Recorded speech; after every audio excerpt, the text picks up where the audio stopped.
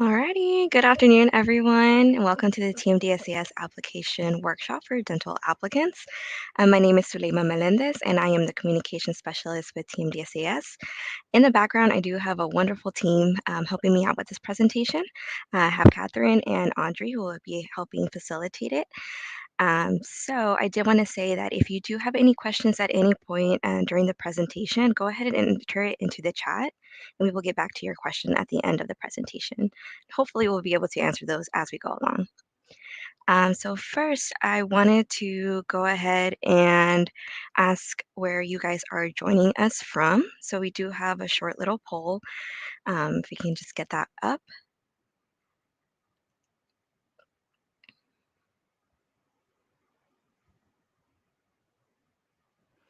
All right, so you can go to pollev.com/TMDSAS775 to let us know where you are tuning in from.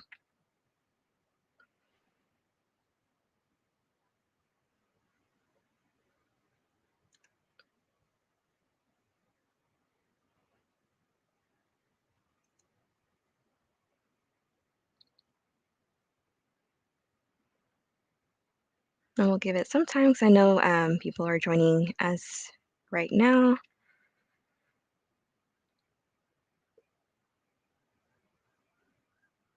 Okay, so I do see a little pin drops. It looks like some here in Texas, possibly Central and North Texas. And I do see a couple from out of state. And you can also feel free to let us know in the chat as well if that helps. Okay, so I'm seeing Central USA.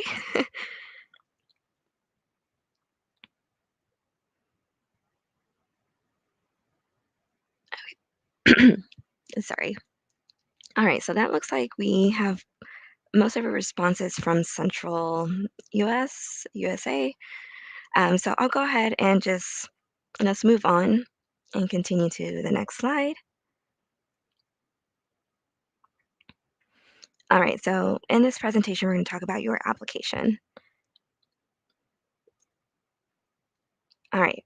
So, as a current applicant, the preferred mode of communication with TMDSAS will be to communicate with us via your TMDSAS application portal. So, whenever you create your account and you log in to start working on your application, at the top right-hand corner, you'll see send a message to TMDSAS. And so that is the direct contact with us as a team and Team DCS to address any questions that you have about your application or any general question that you may have. And that is the preferred method of contact. And the reason for that is because when you send us a message in that portal, we can quickly go to your application. And let's say you have a question about your coursework, we can go directly to the part where you're working on, and we can help you a lot faster. That way than if you send us like a question via email. So definitely reach out to us in the messaging portal. Usually, our response time is within 1 to 2 business day window turnaround. It is pretty quick. During the application season, we do have a team that's working on answering those questions. So we definitely do get to those, and we will not ignore you. Don't worry. And sometimes, if you're not on the lookout for those messages, you will be receiving email notifications that lets you know that you have a message from us about your application. And so your impact on processing, so TMDSAS does take about 2 to 4 weeks to process your application once you've submitted it, especially during the peak season, which is typically in June and July when we're the busiest. So you will have an applicant liaison reach out to you when the application has been processed, and they'll let you know. And the way you'll know this is whenever you get a message and it says, "Congratulations, your application has been transmitted," and they introduce themselves as your liaison. So that's how you know your application has been transmitted to your schools. Um, Additional input or documentation may be required from you. So just make sure that, again, you're looking out for your messages in your inbox and respond to those inquiries as soon as possible to avoid any kind of processing delays. All right, and so for your timeline, we'll go ahead and ask another question just because we really want to get to know you guys. And if we can get that poll up for us, please? And the question we have for you guys would be, what launched you to your path towards a degree in dentistry? So, what made you want to become a dentist or work in that field? Again, you can also text us to TMDSAS 775 to 37607. And if that doesn't work out for you, then you can also feel free to use the chat box as well.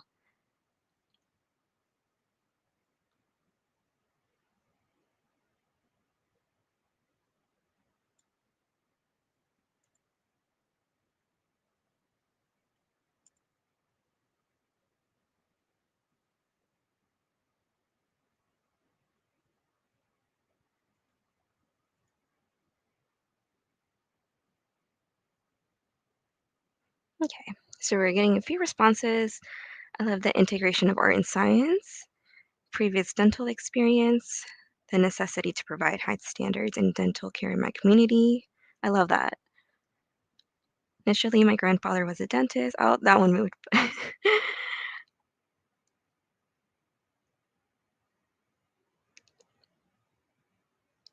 Okay, I do like these responses. My initial interest was spurred from my childhood dentist. Yeah, a lot of times there are people who kind of motivate us or make us look at a certain career path in a different way because of the impact that they've implemented in us. And I think that's really special.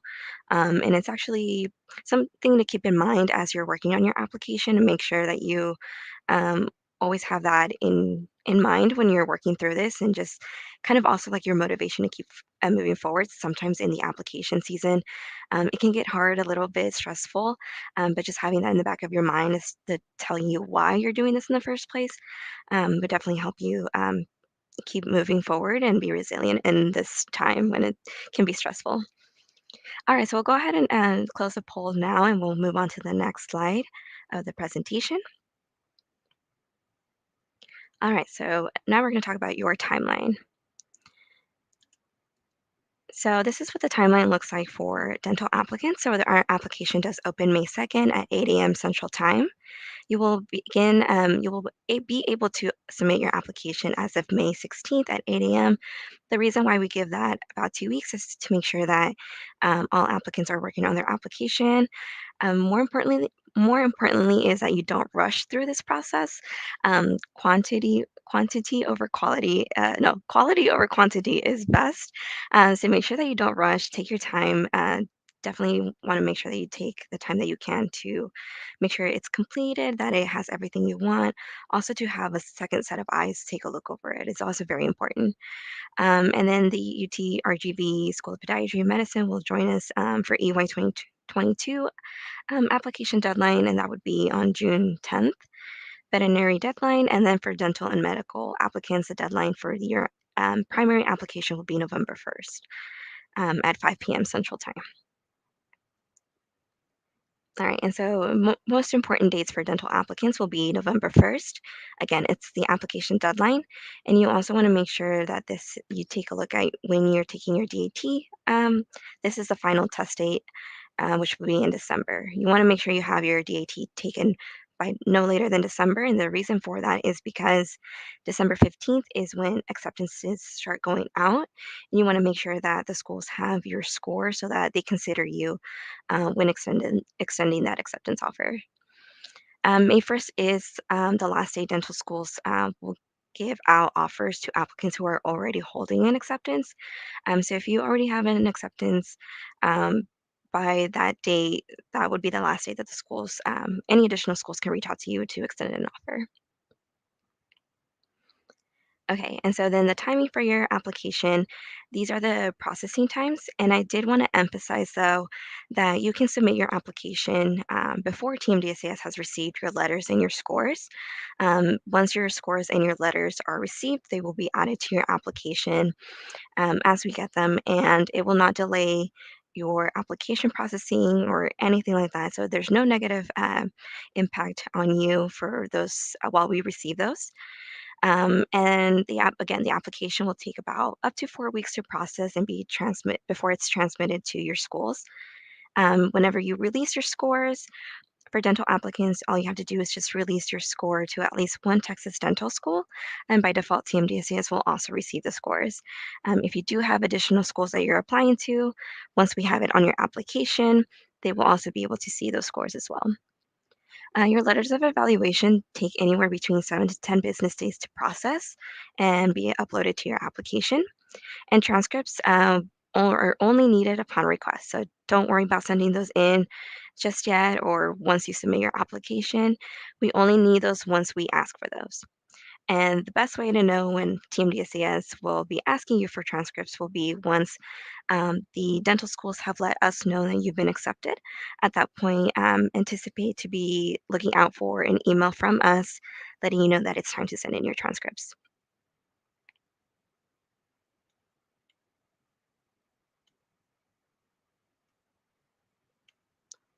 Okay. Secondary application. So some schools require a secondary application. I don't quite remember if dental schools or how many of our dental schools do require it, but we do have a link that will pop in the chat. And it'll just give you a brief information about secondary applications in Casper, and let you know what schools require that. So you can take a look at that just to make sure that that's not something that's required from the school that you're interested in applying to. All right, and so for your timeline, this is a great kind of graphic to look at whenever you're considering when to apply. The best time to apply for you is. So whenever you submit your application, depending on when you do, will affect the window of opportunity that you have for interviews. So, as you can see, if you submitted in May, you'll see that it does the 4 weeks that Team DSAS takes to process your application are taken into consideration, and your window of opportunity for interviews is really large.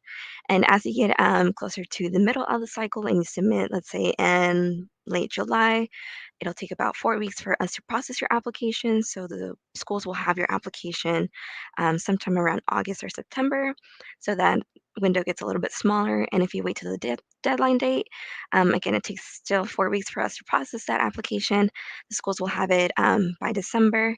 And it's a little cutting it too close just because, again, if you remember, the schools do start extending those acceptance offers out in mid-December, so December 15th.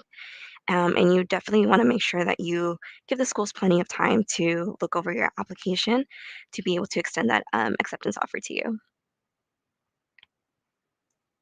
And again, I just want to emphasize the quality over quantity. So even though, as you can see from this graphic, it looks like the best time is to submit at the end of May or in May, as soon as you can. You definitely don't want to rush it because again, you want to submit the best representation of who you are with your application, and you want to make sure that it is completed and best represents who you are. And if that means that you need an extra set of eyes to take a look at that, or you're going to take some time off to put it aside, come back to it and review it, and that means you'll submit it sometime in July, then that's okay as long as it is exactly what you want it to be. All right, and so go ahead and move on to the next slide. We'll talk a little bit about residency. So determining Texas residency for the admission purposes only on the TMDSAS side will be there's two options for claiming Texas residency. So one is the option through high school graduation, or two, the option is residency by establishing domicile. And typically, the option one, residency through high school graduation, the most common scenario for that is someone graduated from a Texas high school, and they left to go out of the state for educational purposes, to go to a college or a university for their undergrad.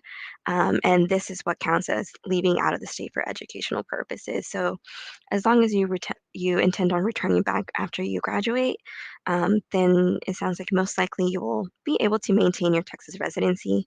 Um, However, if you did have any questions about that or needed more information or have a specific scenario that you think is important to go over just to see what that might look like, definitely feel free to send us an email to info@tmdsas.com.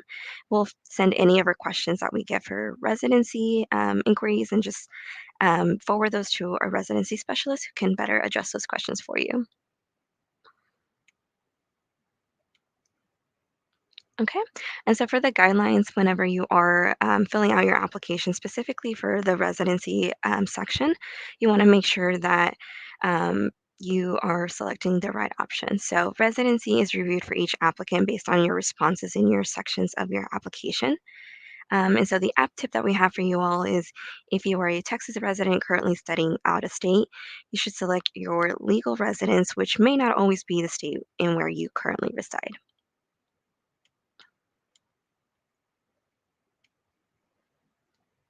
Okay, so if documents are requested from you, again, you don't have to have these at hand with you or submit them when you submit your application. It's just always a good idea to make sure that you have these at hand in case you are asked to submit any of these documentations. You already have it readily available. Um, so definitely make sure to stay on top of any of your messages or just be on the lookout for those. In case they do come in into your inbox. The quicker that you are able to respond back to these messages, the faster it is will it'll be for processing and resolving any issues that may be addressed during this time when looking over your residency section. And if you have any questions about any specific documents that are asked of you, whenever you do receive that message, go ahead and hit that reply. That'll go straight to the applicant liaison who is working on your application. And they are familiar with your residency situation and know what kind of documents are needed from you. So if you needed any kind of clarification, that would be your best point of contact. All right, and so now we're gonna go move on to your activities. But before we go to that, we're gonna have another poll. Just if we can have that showing on our slide. And I just want to make sure y'all are also engaging and also just thinking about a few things as we're talking about the application. So, what is your most memorable activity? And this can be related to dentistry or not.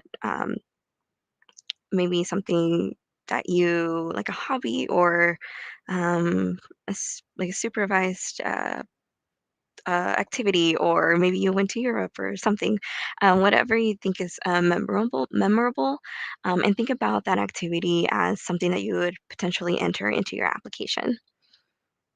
And again, there is a way to enter your responses in the information at the top, or you can enter it into the chat. All right, so playing the bass guitar when I was 15 years old, and I dreamed to have a rock band. Oh, that's awesome. I wish I was a singer, but I'm not, so I'll keep dreaming. Being a president slash VP in the pre-dental organization in my school. Okay, awesome. Volunteering at a free dental clinic for the underserved. Okay. All right, I'll give it just a little bit more time.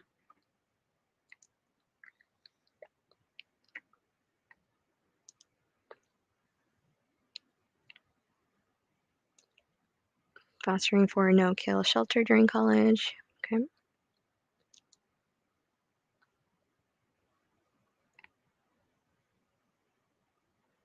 Volunteering as a baseball, little league coach. That's awesome.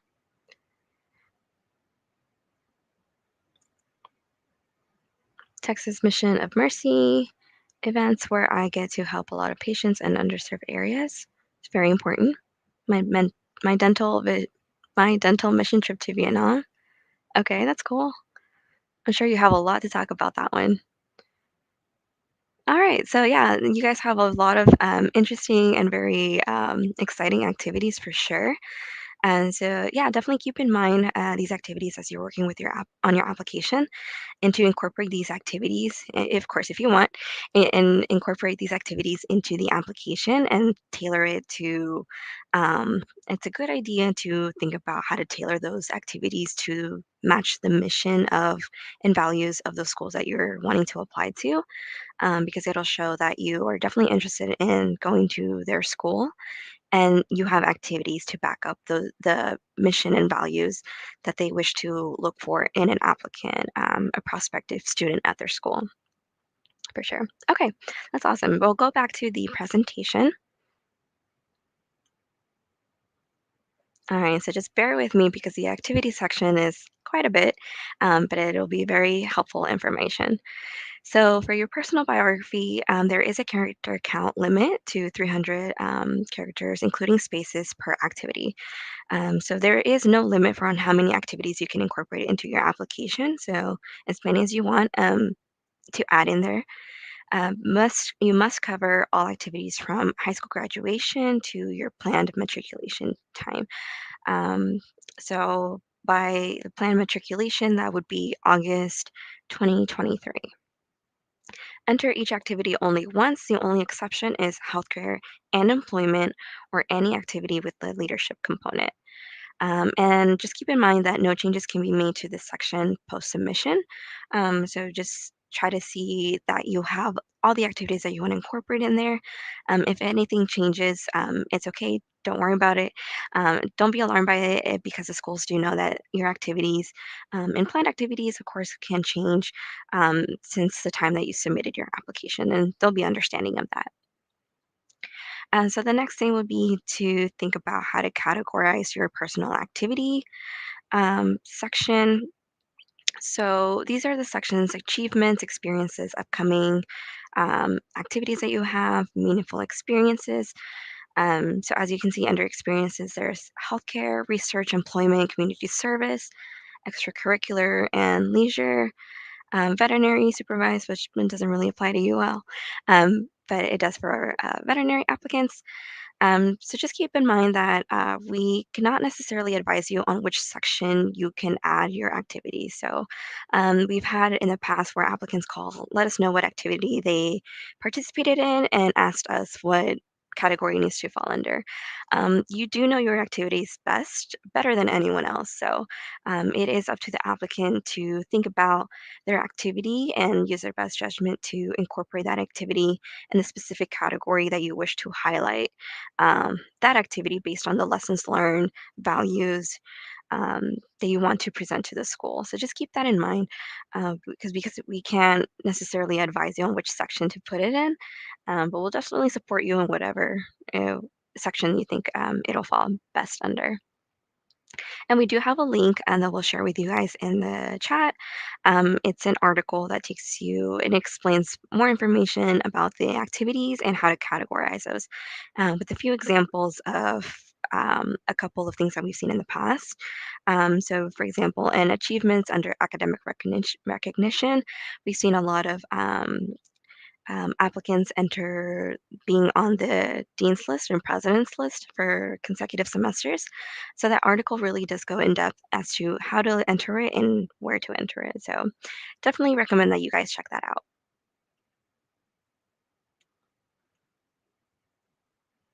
Okay. All right, and so we're just going to talk about the activity categories a little bit more in depth. So again, the academic recognition or academic honors awards and any other awards that you received since graduating high school. You'll also have non-academic recognition, so non-academic honors, awards, or any other recognitions since graduating from high school. Leadership category would be any leadership roles or positions of responsibility that you held since graduating high school.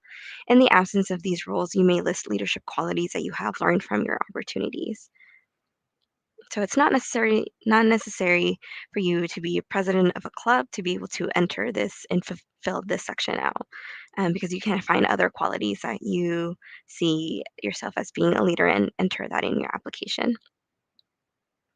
For employment, you'll list all your jobs that are paid work experiences held since graduating high school, including military service. You'll also enter paid healthcare activities that you can list in that section as well as in your healthcare activities section. Remember, that's the exception to the rule where you can enter it under employment and healthcare.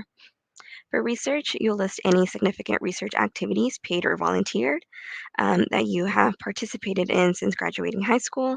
If research was culminated in any publications, abstracts, presentations, or posters, you will have the opportunity to provide details on that.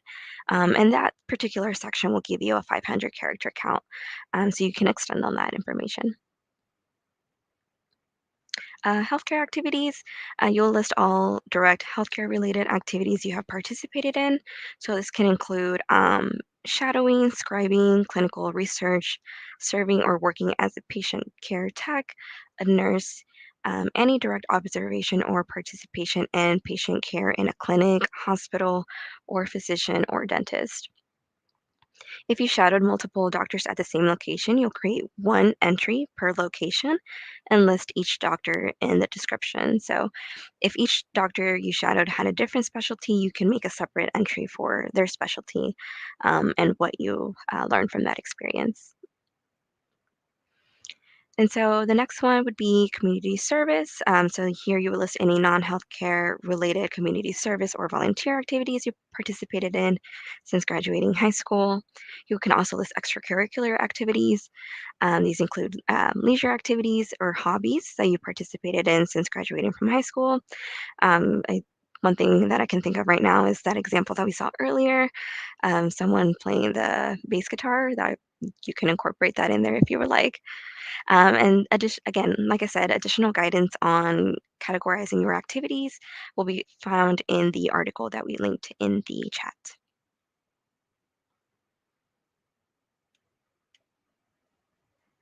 Okay, meaningful activities. So you'll select three from your previously listed activities. So you'll go back, see which are the top three meaningful ones. And in this particular section, you will have 5 character count limit to discuss each activity and why it was meaningful to you. So these should only be activities that have been completed or ongoing. So you're currently participating in those as you are working on your application. So you do not want to include activities with the future start date because there's nothing to really report on those activities just yet. That would give you that information to write and why it was meaningful for you. Okay. And then there is a section in the activities where you'll be able to list your planned activities. So this is where you'll indicate any future activities that you plan on participating in between the application deadline and August 2023. This should include any future employment as well, any future research, healthcare or community service, or extracurricular activities. And again, if that information changes, don't be alarmed. It's not a discrepancy. The schools know that these activities can change over time since the time that you submitted your application. Um, Let me make sure. Okay. I did want to briefly mention, I missed the slide, but for your activity categories, uh, it will ask you to enter your current activities, which will have a start date or whenever that was that it started on, through October 2022. And then your planned activities will have a start date of October 2022 through the end date of 2023. So earlier we mentioned if you had an ongoing activity, you can still list that in your application. You'll just need to be careful to enter that ongoing activity into both your current and your planned activity section. And the way to do that is by entering it into your current activities with the start date through October 2022, even though it doesn't end in that time. The application will only let you enter those dates up until that date. And then you'll go into plan activities and enter October 2022 through the end date. So that's how you will show in your application how you have an ongoing activity. Okay, now for the next slide under coursework. But briefly, we do have another poll. If we can get that up.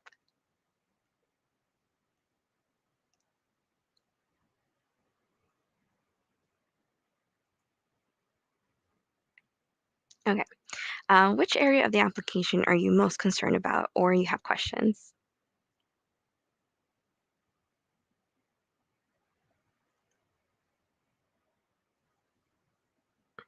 Activities? Yeah, that's a big one for sure. We do get a lot of questions about activities.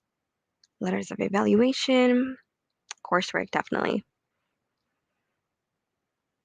Hmm.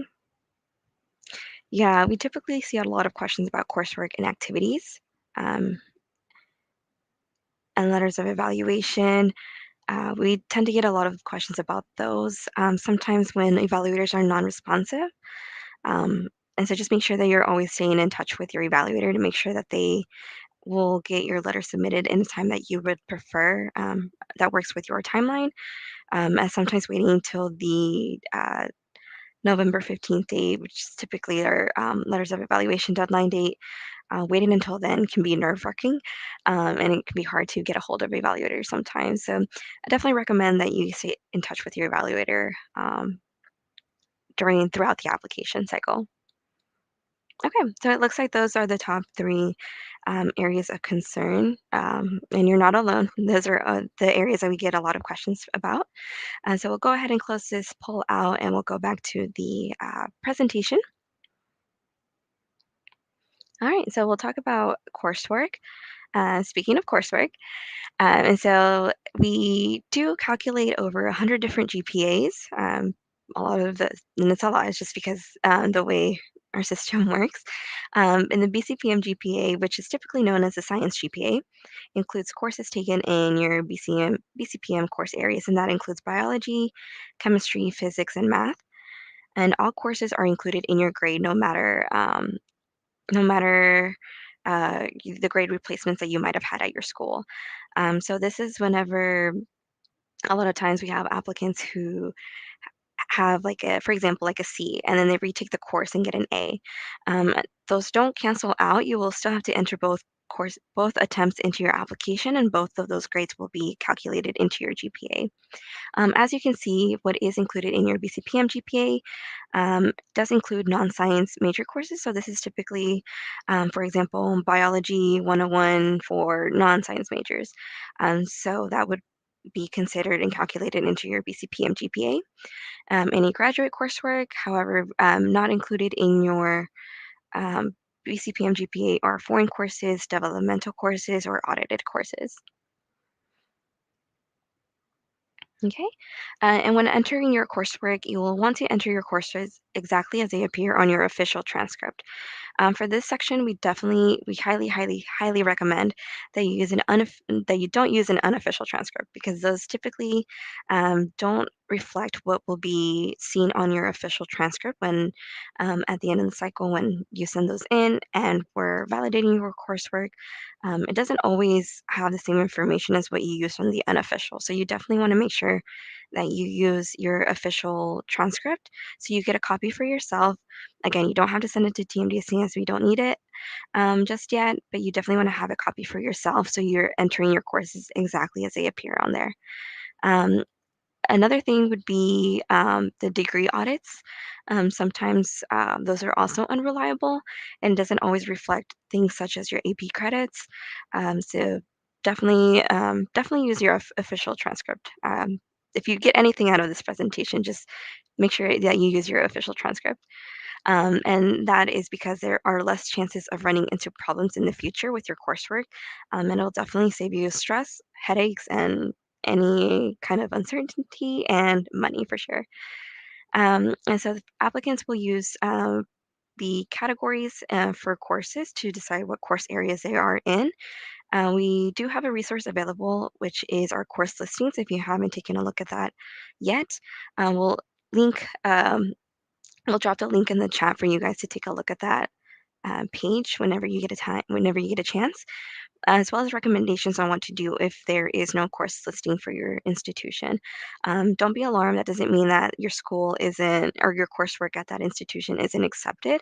It's just that we might not have information from every single college out there in the U.S. So as we're building that resource, if you don't have that information, if you don't see that information on the course listing, don't be alarmed.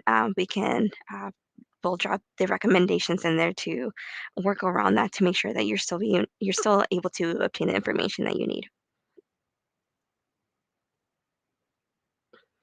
All right, and the next slide is your PCR.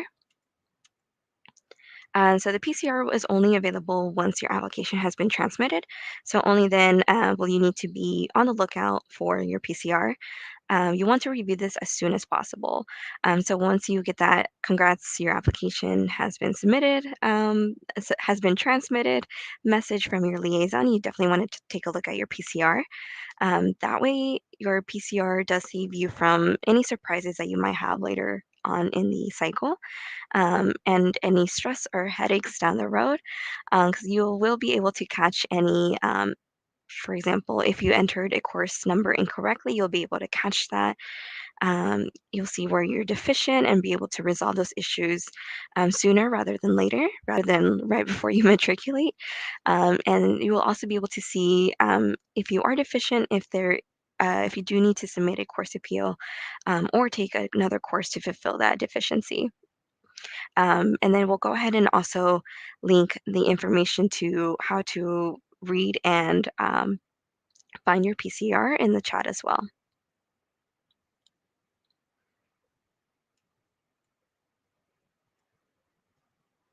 Okay, and then the next slide, we'll talk about your letters of evaluation. And the types of letters that you can submit are an HPAC, which is a Health Professions Advisory Committee packet, or a committee letter. So you'll want to ask your pre-health advisor if this is offered at your school. The other option is to submit an individual letters of evaluation. Each of your evaluators will submit a letter directly to TMDSAS. And one thing to note, I didn't have this on the slide, but one thing to note is that as dental applicants, you are also required to submit a letter from a dentist. So make sure that you reach out to a dentist that maybe you shadowed, so that they can write that recommendation letter for you. And for the letters of evaluation section, you will identify the evaluators who will submit the letters in the application. If you are using the HP packet or committee letter, you'll release your application to your advisor in your application. Just make sure that you check that out and check it off, so that you do release that information to them and they'll be able to find you in their portal to upload that for you. The dentist letter, again, should also be submitted as an individual letter. You can track the status of your letters in the status page in your application portal. Once you're in the home page on the right-hand side, it'll display different tabs in your sections of your application. And so you'll click on status to view that. And if you do have any changes in your evaluators, make sure that you send us in message in your portal, again in your portal, because that is the best way to resolve that and make any changes that you need or in writing for us to refer back to. And then for the requirements for your letters, you'll want to make sure that your letters are on official letterhead. Your evaluator contact information is on there. Typically, it's a phone number and or an email address, your name, of course, the evaluator's signature, and the date. Most schools will prefer that you have letters written after May 2021. All right, and so very quickly, I believe we had one more poll, making sure with my team. Oh no, sorry, it's coming up later. Sorry. Okay. Moving on to special programs. Sorry, I just want to make sure y'all are engaged. And so we have the dual degree program. So some schools have dual degree programs that you can apply to via TMDSAS or another application service. So just be on the lookout for that. I think we do have a link to that page as well that we'll drop in the chat. And that's the best page to look at to learn more about those dual degree programs.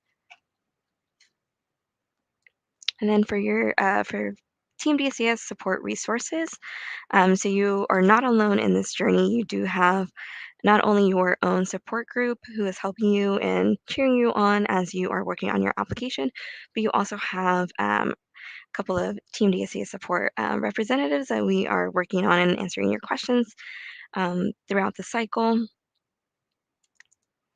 And we do have the Team DSAS application guide. This will be available pretty soon, definitely before the end of the month. But this guide will provide you a step-by-step guide through the Team DSAS application, and it'll give you instructions on all the sections and everything and anything that you need to know about each section. The application tips and important notices as well will be included in the guide, as well as the Team DSAS policies that you can refer to. We also have the Inside Health Education Newsroom. The Inside Health Education Newsroom is a huge it's a huge platform for existing resources like the Courage Sessions, Inside Health Education podcast, articles from Team DCS and JAMP, and other support resources from our health professions advisors that'll be there and available for you whenever you're working through your application and beyond, of course. We also have the Team DSAS Statistics Dashboard. So this is a new interactive dashboard that we have new this year. We'll also drop the link to that in the chat.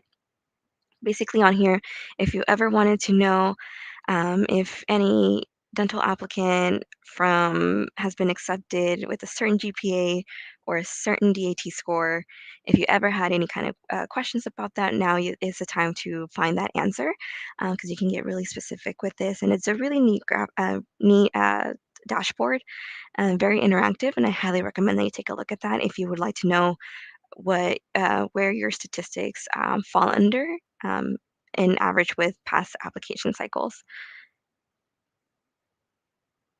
We also have the Team DCS office hours. So you'll, if you tune into those weekly, those are weekly live Q&A sessions hosted by Team DCS support team. And we address frequently asked questions that are trending throughout the cycle and that we see a need to quickly address those for you all. So if you tune into those again every week, you'll more than likely see me there. But again, those are definitely there for you guys for any specific topics or questions that you have. And it's also an opportunity for you guys to ask your questions live as well. And here are the upcoming workshops that we have. So right after this, we have one more general Ask Us Anything About Applying. If you still have any questions remaining that you would like for us to adjust for you before the application opens, Monday, April 25th would be the best time to tune in as well. And I highly recommend that you all attend the panel with the dental schools on Tuesday, April 19th at 1 p.m.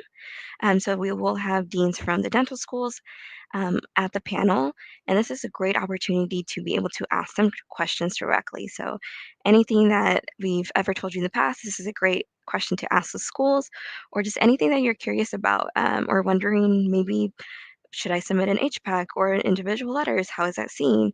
Any kind of question like that is best to address those directly to the schools. And what better opportunity than on Tuesday, April 19th? And I did want to say thank you. That is all we have for the actual application workshop.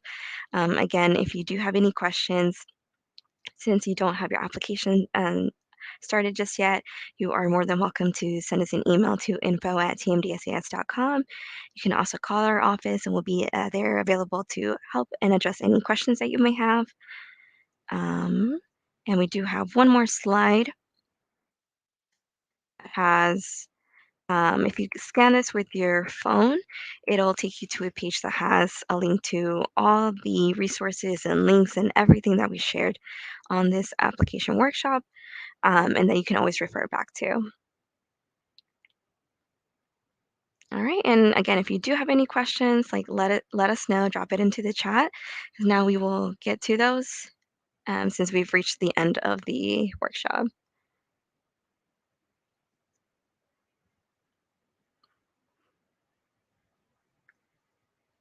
And we'll give it a few minutes.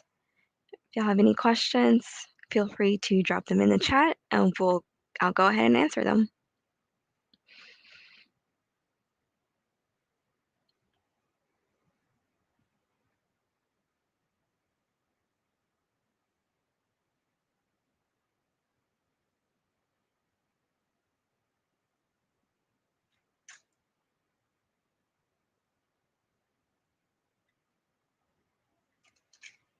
All right. Do we see any questions coming in?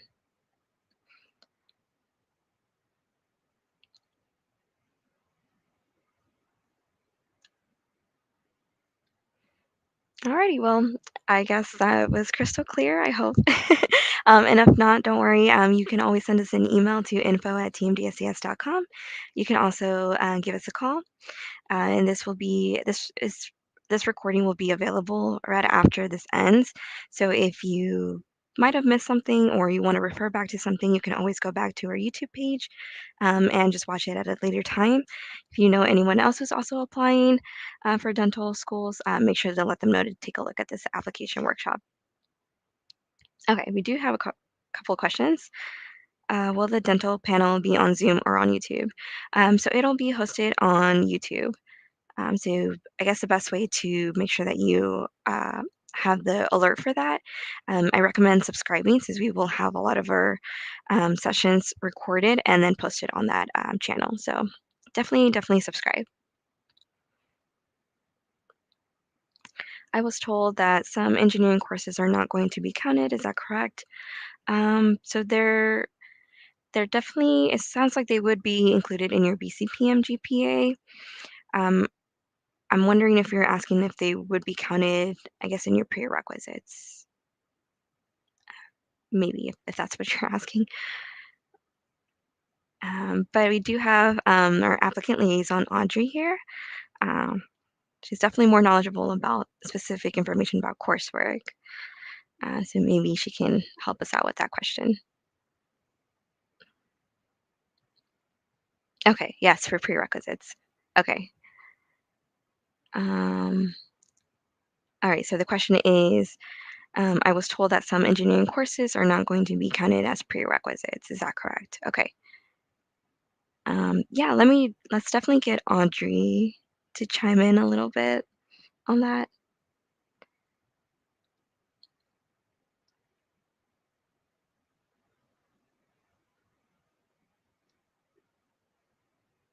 Okay, so it would be depending on the type of course it is.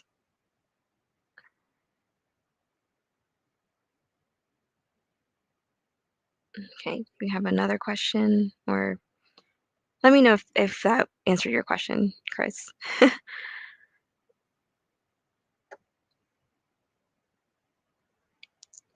Um, oh, more information about that course. Okay, so you could submit an appeal if it is not counted towards your prerequisites during processing, and if you would like for it to count as a prerequisite, that would be your next step would be to submit a course appeal for that course. Okay.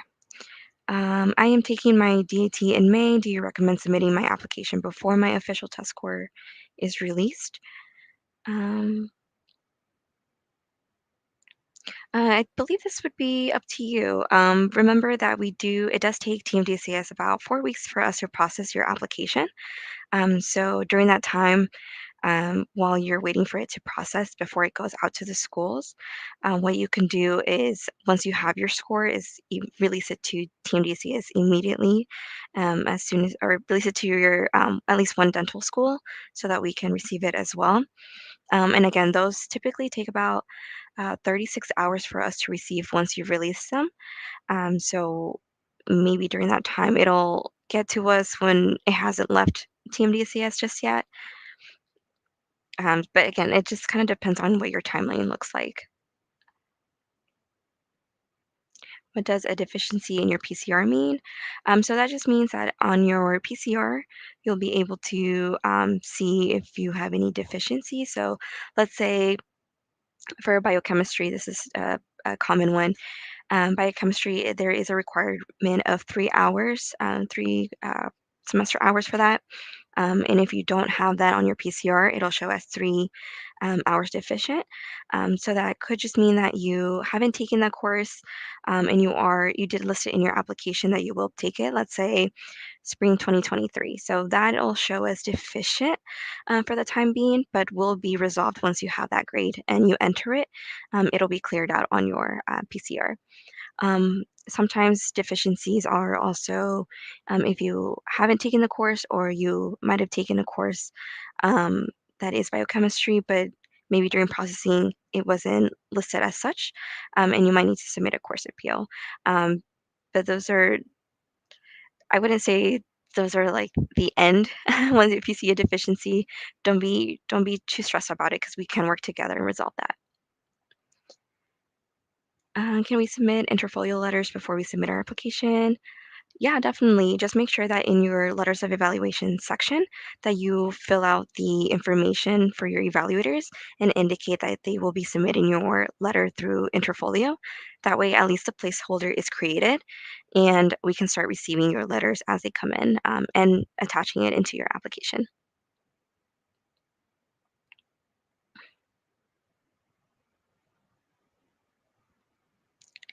Does a total GPA include dual credit completed in high school too? Um, no. Not necessarily.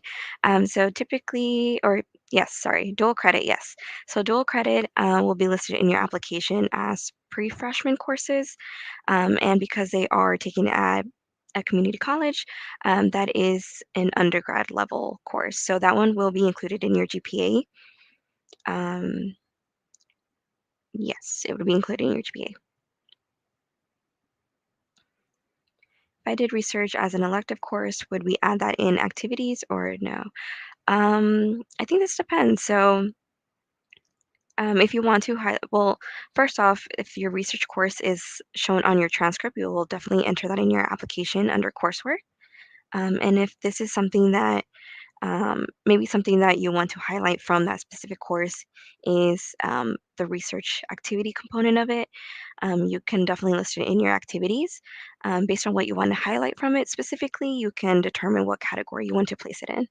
But essentially, it sounds like yes, you will enter it under your coursework and activities if you would like.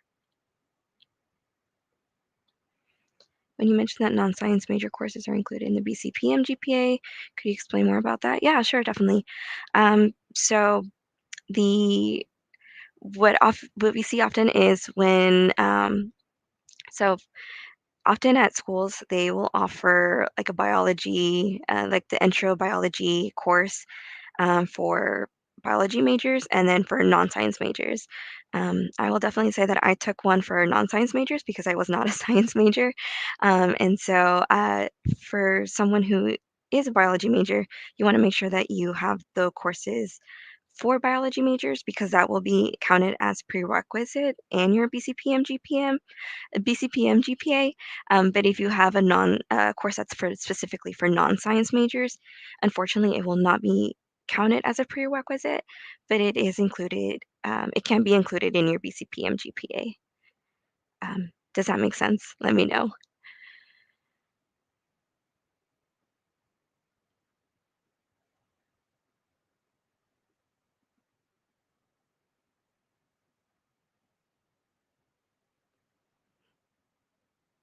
Okay, that does make sense. All right. Okay, I'm glad, Christine. Thank you.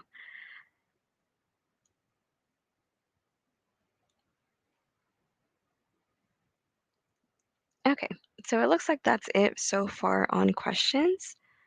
And again, if you do have any further questions, feel free to one, review the presentation and then send us an email to info@tmdsas.com or give us a call and we'll be ready to help you out on that with any of those questions.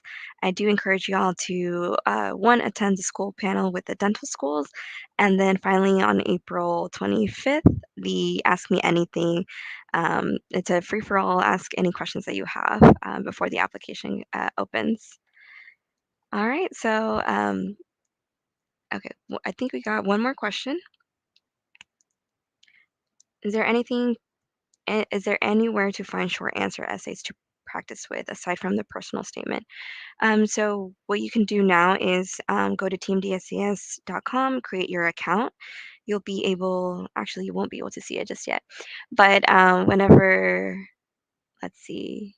I think we still have our application handbook from last past year, and it should include our past essay prompts, and it's typically the same prompts. Um, okay, yes, sir. Our application handbook, if we can go ahead and link that in the chat as well. So our application handbook from EY 2022 does include those essay prompts.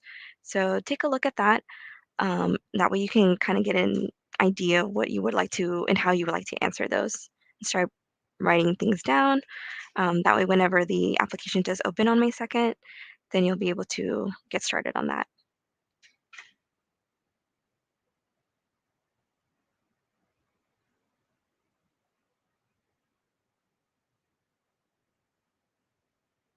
Okay. Do you accept as A levels as an equivalent of AP courses for prerequisites? I'm not quite exactly sure what A levels is, if you can clarify that. But typically, AP courses will be entered in your application as pre-freshman and given a grade of credit. So those will count as hours taken for prerequisites if your institution does give you an equivalent course to what that course credit is. So, for example, on a transcript, it says um, A- it has AP Advanced Placement. Underneath that, it has um, like the equivalent to your school's institution, what that AP credit was equivalent to. So, let's say the Intro to Biology course, if you took a biology AP credit. So if your school does have that course listed on your transcript, you'll enter it in your application. And if it's an approved prerequisite, then it will count as a prerequisite. Otherwise, then it'll just show as you receiving credit for it. Um, Audrey, let me know if I answered that fully.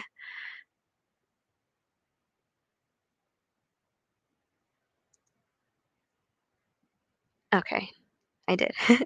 um, all right, and then, okay, so these are advanced levels by Cambridge International Exams. Okay. I'm not quite sure about those, but definitely send us a screenshot of what that looks like on your transcript and send us an email with it to info@tmdsas.com. And that way we can have someone address that question for you.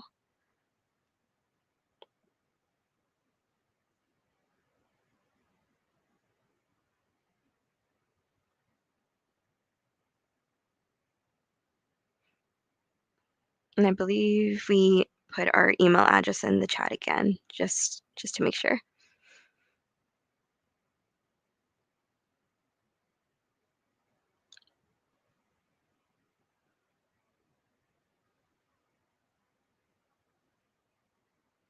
Okay, any other questions? Let us know.